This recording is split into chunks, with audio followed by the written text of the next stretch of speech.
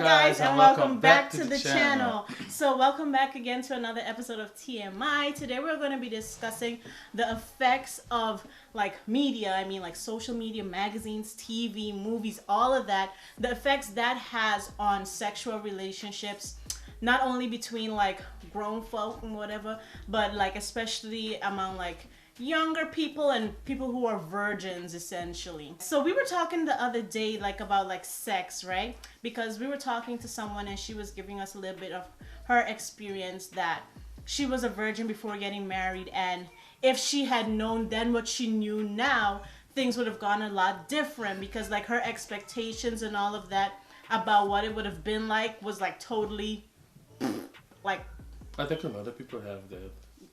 Yeah, and that's why we wanted to. Yeah. Are not experienced, would never have had any experience, and are virgins.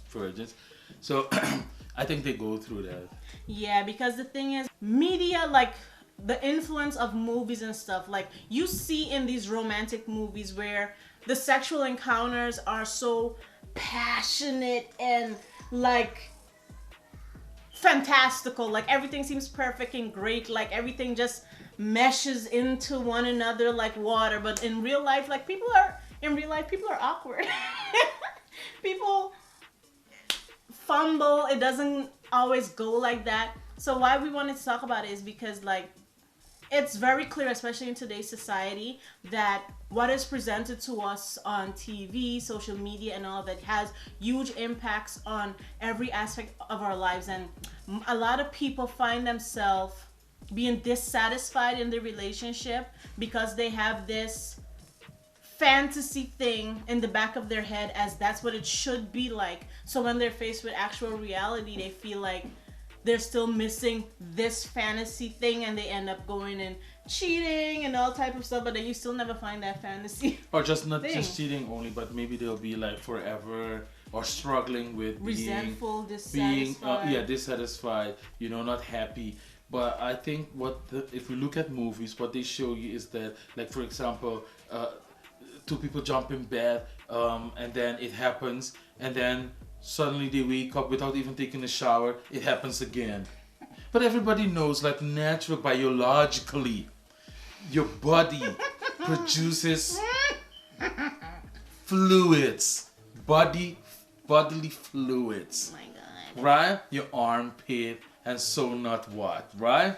So, I mean, and even after, wouldn't you just want to go and clean yourself up? But the movies don't show us that.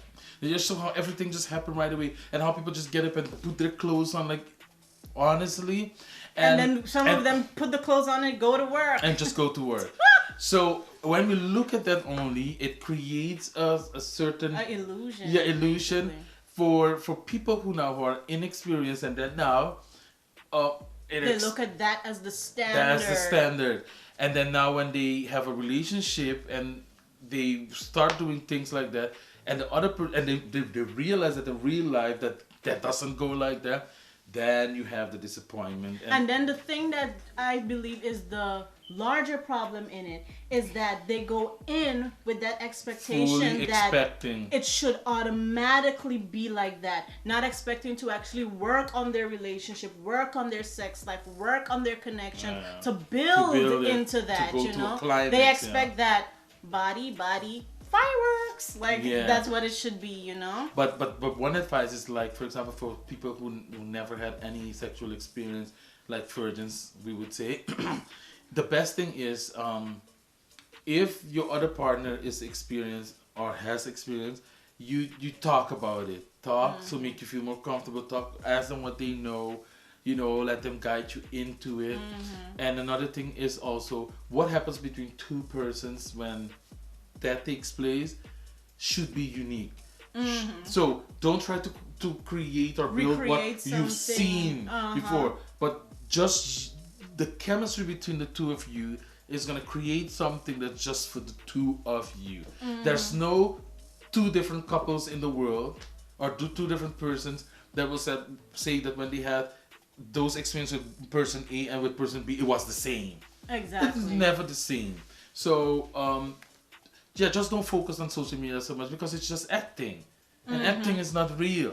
Exactly. Even though it looks real, it's not real. It's so. for the purpose of providing a fantasy. Like that's all it is basically. So people shouldn't look to that. You should basically, to me, the key component of having like a great sex life and stuff is where two people can openly communicate with each other, talk about their wants and needs and desires and all of that, and then work together to achieve that desired outcome that you want. That's why for me, I believe that it's very important for people, especially people who are in relationships where they're going to get married, they're going to be intimate and all that. They need to talk about that type of stuff.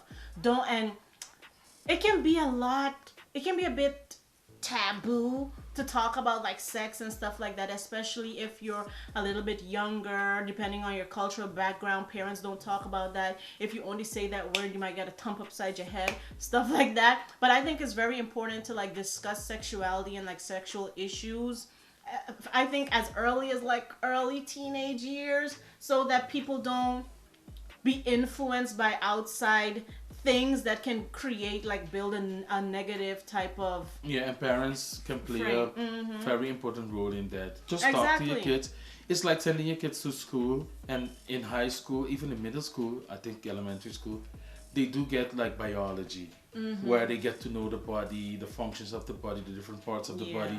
So think about this. You send your kids to school, and because you've been to school, if you've been in school, but most people do know that that's being taught in school, biology. So your kids is hearing it from a stranger. So you make sure before you send them into the school, you tell them at least the basic. In general about their body, that if it's a boy, his body looks different than that of a girl, so they don't have the curiosity anymore. And you don't give open doors for other people to influence their their sexual expectations, or tell them something that is like just that, completely new to them. The foundation does start at home. That's why they always say like how you are as an adult and in your relationship is most times based off of how your parents what you witnessed, what you saw, So from very young, like parents should take that role and stuff. And then as you get older and you are in relationships for yourselves, one thing I always like to say, don't go in with expectations like that. Like don't go in thinking, oh, it's gonna be like this, because you're just setting yourself to be either underwhelmed or overwhelmed. Just talk with your partner, be open, and you guys can work through it, And make it something beautiful for make just your the own two. fireworks. Yeah, the two of you guys.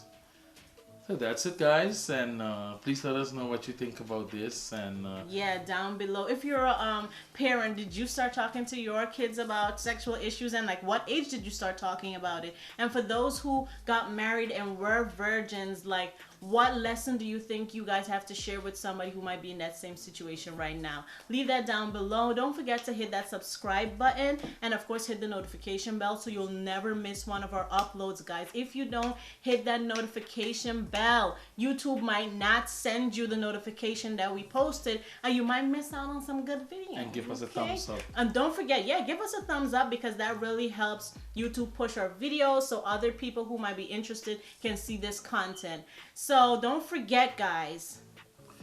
He who is without sin cast the first stone. Alright, so that's all we have for you guys today. Until next time, bye-bye.